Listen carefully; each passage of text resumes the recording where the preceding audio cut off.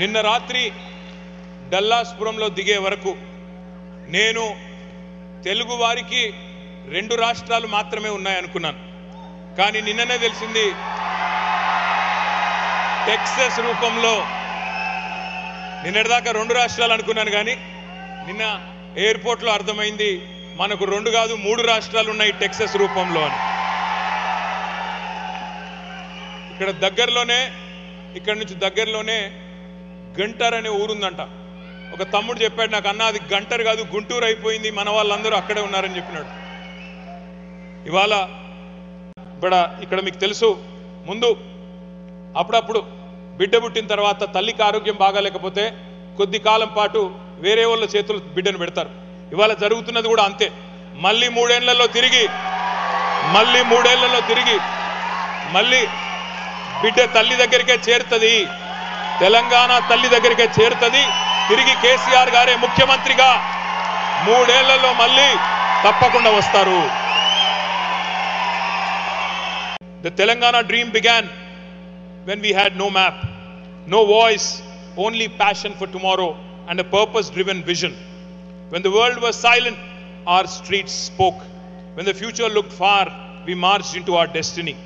From self-rule to self-respect to self-reliance, we are writing the next chapter. Every irrigation project, every IT hub, every new school, these are not statistics. These are signatures of a dream coming true, dream coming alive, and you're all part of it. We made it all together. To the Telanganites in America, you're not distant, you're essential to the growth of Telangana. నేను 2001వ సంవత్సరంలో ఒక బక్కపలుచని మనిషి ఒక కలగన్నాడు. ఆ కళ తన కోసం కాదు, 4 కోట్ల మంది తన ప్రజల కోసం కన్నాడు.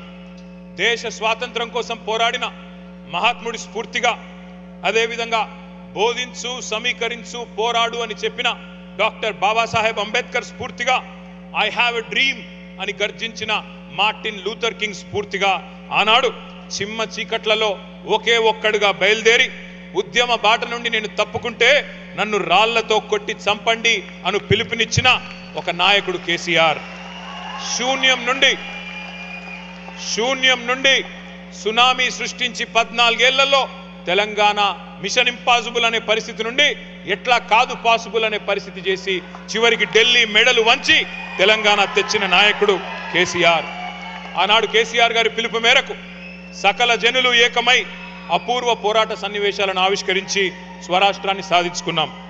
ఆ ఉద్యమంలో ప్రవాస తెలంగాణ బిడ్డలు వివిధ సంఘాలు కదం దొక్కారు. వివిధ నగరాల్లో, వివిధ దేశాల్లో, విదేశీ గడ్డ మీద కూడా జై తెలంగాణ నినాదాన్ని వినిపించారు, మారుమోగించారు పోరాటాన్ని. మీ పోరాట స్ఫూర్తిని మళ్ళీ ఒక్కసారి గుర్తు చేసుకుంటూ మీకు వందనాలు. ఇక్కడ ఉండే విద్యార్థులు కూడా చాలా మంది ఇక్కడ ఉన్నారు.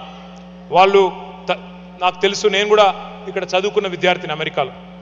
ఇక్కడ ఇవాళ ప్రస్తుతం ఈ దేశంలో ఉన్న పరిస్థితుల దృష్ట్యా కొంత తెలుగు రాష్ట్రాలకు సంబంధించిన విద్యార్థులు, మన భారతీయ విద్యార్థులు ఇబ్బంది పడుతున్నారని చెప్పి నిన్న మొన్న కొంతమంది మిత్రులు చెప్తా ఉన్నారు. వారికి నాదొకటే సూచన. ఇంగ్లీష్లో ఒక సామెత ఉంది, tough times never lost but tough people do. ఈ ఇబ్బందులన్నీ కూడా తాత్కాలికం.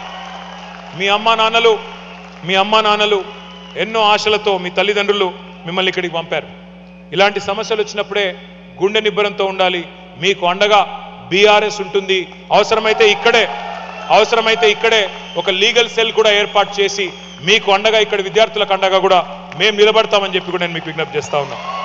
ఒక అన్నగా ఒక సోదరుడిగా ఇక్కడ ఉండే స్థానిక ఇమిగ్రేషన్ లాయర్లతో కూడా మేము మాట్లాడి అవసరమైతే ఒక ప్రత్యేక లీగల్ సపోర్ట్ కూడా మీకు అందజేస్తామని చెప్పి కూడా కేసీఆర్ గారి దూతగా నేను మీకు అభయం ఇస్తా ఉన్నా.